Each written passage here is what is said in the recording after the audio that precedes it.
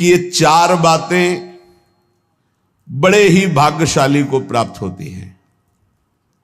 पहला मनुष्यत्व, दूसरा धर्म श्रवण, तीसरा विशिष्ट श्रद्धा और चौथा संयम पूर्ण परमार्थ। मनुष्य शरीर ये किसी कर्म के फल से नहीं मिला है, भगवान की कृपा से मिला है। कबहू करी करुणा नर देही, देत ईश बिनु हेतु सनेही। बड़ी कृपा, दुर्लभो मानुषो देहो, जगह जगह शास्त्रों में आया है। मनुष्यत्व, बड़े भाग्यशाली जिनको मानव देह की प्राप्ति हुई। मानव देह प्राप्त करके दूसरा महाभाग्य सत्संग, धर्म श्रवणम, धर्म शास्त्र से युक्त सत्संग। मनमानी एक दक्षिण की वार्ता, एक उत्तर की वार्ता, कोई तुकतान ही नहीं मिल रहा। क्या कहना चाहते समझे में नहीं आता, बताना क्या चाहते हैं। तस्मात् शास्त्रम प्रमाणम थे, शास्त्र प्रमाणित महापुरुषों से प्रमाणित जो वाक्य उसे सत्संग कहते हैं। अपना अनुभव, शास्त्र सम्मत महापुरुषों के अनुभव, इन्हीं की चर्चा को सत्संग कहते हैं। मनोरंजन को सत्संग नहीं कहते। धर्म श्रवण सत्संग, ये बड़ी दुर्लभ बात है। मनुष्य शरीर मिला और सत्संग मिला। अब सत्संग में अगला है श्रद्धा। जो सुना उसको धारण किया। जो मनुष्य शरीर प्राप्त करके अवनीत स्वभाव के होते हैं, उद्दंड स्वभाव के होते हैं, ना उनको नमन भक्ति आती है, ना उनको, एक उद्दंड स्वभाव, ऐसे सत्संग में जाकर भी कुछ लाभ नहीं ले पाते। खलऊ करें भली पाई सुसंगु, मिटे न मलिन स्वभाव भंगु। वो अभिमानी जन, वो दुष्ट स्वभाव वाले, भगवान की कृपा हुई, साधु दर्शन साधु संग, लेकिन वो लाभ नहीं ले पाते। अवनीत को विपत्ति ही मिलती है, भगवत संपत्ति नहीं। अवनीत को, दुष्ट स्वभाव, उद्दंड अभिमानी को दुर्दशा ही प्राप्त होती है। जो विनीत है वही शिक्षा को प्राप्त कर पाता, विनयशील नम्र। इसीलिए कहा महापुरुषों के पास जाओ, प्रणिपातेन साष्टांग दंडवत, हाथ जोड़कर बड़ी दैन्यता से, तब वहां तुम ग्रहण कर पाओगे। अंजलि चढ़ाकर माथे पर हाथ रखकर सम्मान प्रदर्शित करते हुए मन वचन शरीर से विनयवनत होकर के तब सत्संग का लाभ लिया जाता है। बोले संयम पुरुषार्थ। अब जो सत्संग में सुना पूर्ण विश्वास के साथ, वैसे ही संयम और खूब परमार्थ का पुरुषार्थ जान लगा करके, एक बार जैसे कहा दांती पीसते हुए कमर कस के हमको चढ़ जाना इस चढ़ाई पर। निरंतर नाम जप, निरंतर भजन, असत आचरणों का त्याग। जो मानव शरीर प्राप्त करके सत्संग मिला पर उस पर श्रद्धा नहीं है, तो 20 साल सत्संग सुनने पर परिवर्तन नहीं होगा। और अगर श्रद्धा है तो उसका परिणाम है कि वो तत्पर हो जाएगा, वैसे ही आचरण करने लगेगा, सत्संग में जैसा कहा गया है। तो मानव शरीर, सत्संग और सत्संग पे श्रद्धा, और श्रद्धा का स्वरूप है यथार्थ जो बोला जा रहा है उसे अपने जीवन में उतार लेना, और दिव्य पुरुषार्थ, खूब मेहनत करके साधन भजन करना। ये चार बातें बड़े सौभाग्यशाली में होते हैं। जो तपस्वी मनुष्य शरीर पाकर सत्संग सुनकर श्रद्धानुसार पुरुषार्थ करता है, वो अपनी अंतरात्मा में ही भगवत साक्षात्कार कर लेता है, हृदय में ही। जो प्रमादी पुरुष होता है वो धन का केवल चिंतन करता है कि चलो सत्संग में चलते, कोई उपाय मिले जिससे धन मिल जाए। सत्संग करते हैं धन के लिए, सत्संग सुनते हैं धन के लिए। वो प्रमादी पुरुष होता है, प्रमत्त पुरुष होता है। जो अप्रमत्त है वो भगवान की प्राप्ति के, कहाँ जाऊं, कैसे कोई मुझे बता दे, कैसे भगवत प्राप्ति होगी, कैसे मैं काम आदि दोषों पर विजय प्राप्त करके स्वरूप बोध प्राप्त करूं। संसारी मनुष्य अपने प्रिय परिवार के कुटुंबियों के लिए बुरा से बुरा पाप कर्म करता है, और जब मरता है तो अकेले उसको फल भोगना पड़ता है। अकेला दुख, अकेला यहां से जाता है, अकेला दुख भोगता है। कोई भी घर परिवार का नरक में बंटवारा नहीं करता जाके।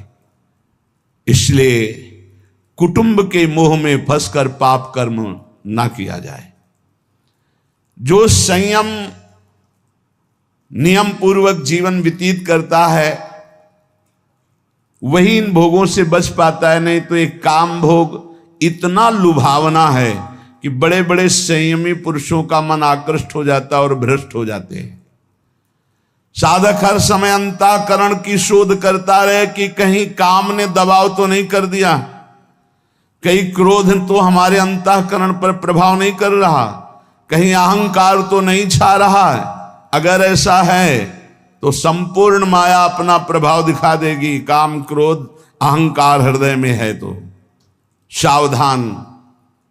जैसे वृक्ष का पत्ता पतझड़ ऋतुकालिक रात्रि समूह के बीत जाने पर पीला होकर गिर जाता है, ऐसे ही तुम्हारी आयु समाप्त होने पर इस शरीर नष्ट हो जाएगा। इसलिए एक क्षण भी पाप कर्म में मत लगाओ। जैसे ओस की बूंद ऐसे पत्ते पर हिलक रही है, बस वो गिरने ही वाली है, ऐसे ही तुम्हारा जीवन नष्ट होने वाला है। इसलिए तुम एक क्षण भी असावधान मत रहो, हर समय नाम जप करो। पता नहीं वो बूंद कब गिर जाए। जैसे पानी का बुलबुला बस फूटने वाला है, जितने सेकंड टिका हुआ है, ऐसे ही तुम्हारा शरीर नष्ट होने वाला है। जितने श्वास टिकी हुई है बस क्या करो। इसलिए तुम एक क्षण भी असावधान न रहो, हर समय राधा राधा कहो। अनेक प्रकार के विघ्नों से युक्त अत्यंत अल्पायु है। इस अल्पायु वाले मानव देह को प्राप्त करके बहुत शीघ्र भगवत प्राप्ति कर लो, एक क्षण भी प्रमाद न करो। जैसे कमल शरत काल के निर्मल जल को भी नहीं छूता, अलिप्त रहता है, उसी प्रकार तू संसार की समस्त भोगासक्तियों से अलिप्त रह। कोई भी स्नेह बंधन तुझे विवश न कर पावे। क्षण भर भी प्रमाद मत कर, निरंतर भजन कर। जीव मोहवशाद इस मायाजनित दुख को सुख मानकर भोगने के लिए प्रयासरत है, और परम सुख मोक्ष या भगवत प्राप्ति की चाह ही नहीं कर रहा। ये दुखालय में दुख में वो सुख खोज रहा है। इंद्रियों को इनके विषयों में जाने की ढील मत दो। पांचों में से 5 ना संभाल पाओ तो 2 संभाल लो, एक रसेंद्री और एक जनेंद्री। अगर इन 2 में से दोनों ना संभाल पाओ तो एक संभाल लो, रसेंद्री। जनेंद्री ठीक हो जाएगी। ना तू किसी से द्वेष कर, ना रोष कर, ना किसी से राग कर। इसी जन्म में तू भजन बल से भगवत प्राप्ति कर ले, जन्म मरण चक्र को मिटा दे। देखो शास्त्र और श्रुतियों का अंत नहीं, कितना पढ़ोगे। इतने परमार्थ के मार्ग हैं, कितना तुम जानकारी करोगे। अतः मेरी सीख मान लो, जरा मरण से मुक्त होने के लिए ज्यादा पढ़ने लिखने की जरूरत नहीं है। राधा राधा राधा राधा नाम रटने की जरूरत है। इतने शास्त्र हैं, कहां तक पढ़ोगे। इतने सिद्धांत है, कहां तक जानोगे। सबकी बात जान लो। नाम जप करने वाले के हृदय में शुद्ध ज्ञान शुद्ध प्रेम प्रकाशित हो जाता है। यदि तुम्हें यमदूतों से बचना है तो ऐसा दुर्वचन मत बोलो कि किसी का हृदय घायल हो जाए। ऐसे हैं बोलने वाले कि बिना बाण के हृदय को घायल कर दे। किसी की जीविका को मत छीनो कि एकांत में बैठ के रो दे। देख लो, अगर यमदूतों से बचना है, किसी को ऐसा मत बोलो कि एकांत में बैठकर तुम्हारे वचनों को याद करके दुखी हो जाए। किसी की जीविका को मत छीनो, उसे गरीब मत जानो, उसे अनाथ मत जानो। दीनानाथ प्रभु हैं। दुखिया को न सताइए, और दुखिया देगा रोए, उसका कोई बल नहीं। और जब दुखिया के मुखिया सुने तब तेरी गति का होए। ये होश में रहे। कह रहे किसी असहाय का धन मत छीन लेना, उसकी जीविका मत छीन लेना। वो असमर्थ है, वो जितने आंसू गिराएगा तुम फिर उसका हिसाब नहीं दे सकते हो।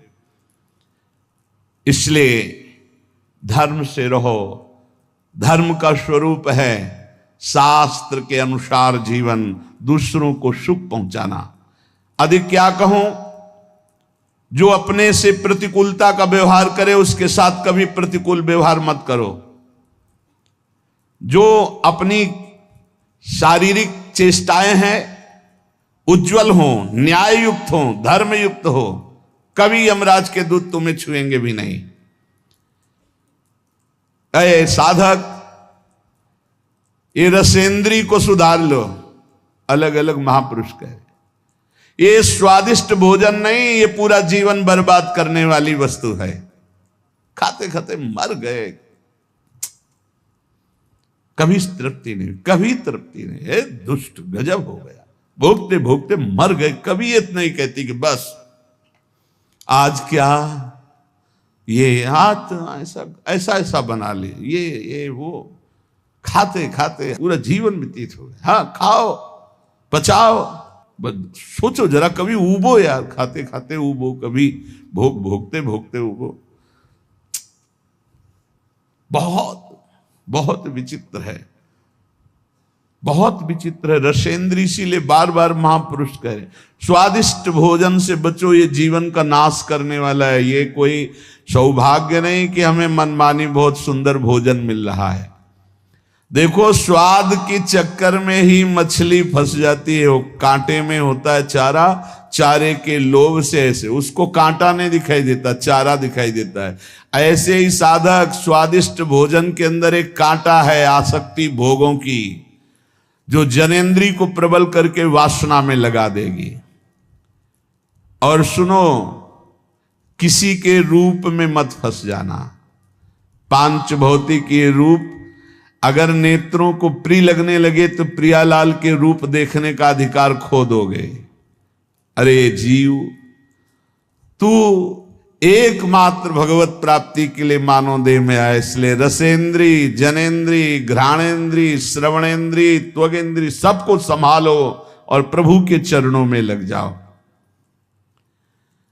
एक आदमी जानता है सब कुछ पर करता नहीं है, तो क्या फायदा जानकारी का, शास्त्रों के स्वाध्याय का, संत समागम का क्या लाभ मिला? तुम्हें बहुत जानकारी है पर तुम अपने आचरणों पे नहीं उतारते हो। एक आदमी है जानता नहीं पर जितना जाना चल दिया वो पहुंच जाएगा। इसलिए ज्यादा शास्त्रों की जानकारी के चक्कर में मत पड़ो। जितना जानते हो उतना आचरण में उतार लो। वही मोक्ष पाता है जो जितना जानता है उतना आचरण में उतार लेता है। जो सच्चा साधक होता है वो अंदर में अपने जितनी जानकारी है उसके अनुसार चलता है। वो कभी विपत्ति से विचलित नहीं होता।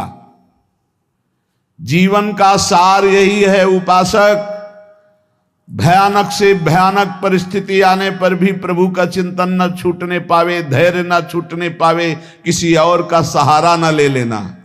ये सब महापुरुषों की बातें हैं, पकड़ लो। बहुत आनंद प्रदान करने वाली बातें हैं। बहुत सावधान। अय उपासक, जीवन का सार यह है कि भयानक से भयानक विपत्ति आवे, तुम्हें अपने धर्म से न डिगा पावे। दुनिया में रहते हुए दुनिया का कोई भी व्यक्ति और भोग तुम्हें आकर्षित न कर पावे। देखो भाई, देख लो, दुनिया में रहते हुए दुनिया का कोई व्यक्ति का भरोसा न हो और कोई भोग आकर्षण न कर पावे। हमारी चाहे अंग अंग काट दिया जाए पर हम अपने धर्म को नहीं छोड़ सकते। ऐसे निष्ठावान हम अपने धर्म, देखो यहां काटने मारने की तो कोई बात है नहीं, थोड़ा प्रलोभन आया और भ्रष्ट हो जाते हैं। अरे कह रहे हैं, यहां लिखा है, उपासक भयानक से भयानक विपत्ति की परिस्थिति में भी अपनी निष्ठा से चलायमान नहीं होना है। चाहे काट दिया जाए तो भी हम अपनी निष्ठा से चलायमान नहीं, तभी भगवत मार्ग पुष्ट होता है। पाप कर्म में कभी रति मत करना। ध्यान से सुनो, जो प्रश्न करते हैं कि पापी लोग बड़े सुखी दिखाई देते हैं, ये ताजे दूध की भांति पाप कर्म होता है। जैसे ताजा दूध न फटता है तुरंत और न विकार को प्राप्त होता है, पर आगे चल करके वो दुर्गंध युक्त हो जाएगा। ऐसे अभी अभी पाप हुआ है तो पूर्व के पुण्य काम कर रहे, सब काम बनता चला जाए, लेकिन वो पाप कर्म ढकी हुई आग के समान है। जिस दिन वो अपना रूप धारण करेगा भस्म कर देगा, तुम्हें नष्ट कर देगा। इसलिए जब तक तुम्हारा पाप भजन के बल से नष्ट नहीं हो जाता, तुम्हारा पीछा करता, विश्व में कहीं भाग के चले जाओ, वहीं तुम्हें दंड दे देगा तुम्हारा पाप कर्म। मत एकत्रित करो पाप कर्म, डरो पाप कर्म करने से।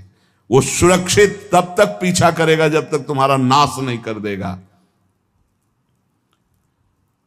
दुष्ट स्वभाव के मित्रों का कभी भी संग ना करो। उत्तम स्वभाव वाले ही भगवत मार्ग के पथिकों से मित्रता करो। सब पर भगवत भाव पर दोस्ती नहीं। जैसे ठोस पहाड़ को हवा नहीं उखाड़ सकती, ऐसे ही निष्ठावान को कोई विपत्ति निंदा विचलित नहीं कर सकती। जैसे सारथी घोड़ों की लगाम खींचे हुए सही मार्ग पर चलाता है, ऐसे ही अपनी बुद्धि को पवित्र रखो। इंद्रिय रूपी घोड़ों की लगाम रूपी मन को खींच करके सतमार्ग पर चलाते रहे। बुद्धि शुद्ध कैसे होती? ईश भजन सारथी सुजाना। इष्ट देव का भजन करो तो सारथी सुजान, बुद्धि बहुत ज्ञानमयी हो जाएगी। यदि तुमसे कोई पाप बन जाए तो दोबारा करना मत, तो तत्काल उस पाप का प्रायश्चित करके उसे भस्म कर दो, नहीं वो तुम्हें नष्ट कर देगा। दोबारा करना नहीं। और जो हो गया है उसका महापुरुषों से पूछो क्या प्रायश्चित है, और वो जो बता दे वही कर दो, उससे भस्म हो जाएगा। और यदि पुण्य कर चुके हो, पुण्य किए हो, तो उसे बार बार करो पुण्य कार्य को, और कभी किसी से बताना नहीं, तो तुम्हारा पुण्य तुम्हें लाभ प्रदान करेगा। ध्यान दीजिए, पाप कर्म हो तो दोबारा करना नहीं, महापुरुषों से बताकर उसका प्रायश्चित तत्काल उसको भस्म कराओ, नहीं तो ब्याज सहित दंड देगा। और पुण्य किया हो तो किसी से बताना नहीं, और बार बार सुकृत धर्म आचरण करो, तुम्हें महासुख प्रदान करेंगे। लेकिन पाप करोगे तो कोई जान भी नहीं पाएगा, पुण्य करोगे तो माइक से हल्ला मचाओगे, 4 लोगों को बताओगे, पोस्टर भी छपवा देते हैं कि आज जो है हम फूल बंगला बनवा रहे हो, 50 ब्राह्मणों को भोजन करवा रहे हैं, 50 साधुओं